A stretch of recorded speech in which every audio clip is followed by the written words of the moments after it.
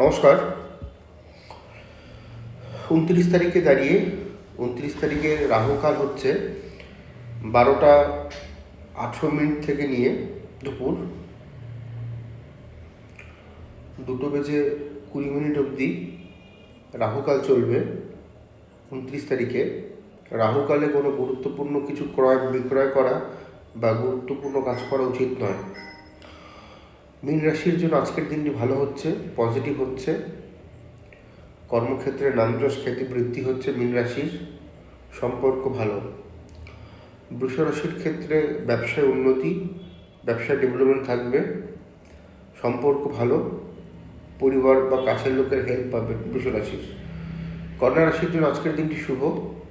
প্রতিযোগিতামূলক পরীক্ষা থেকে থাকলে শুভ। বেকারদের কর্মের যোগাযোগ রয়েছে, ব্যবসায় উন্নতি, বাড়িতে হেল্প পাবেন বা অতিথির আগমন ঘটতে পারে।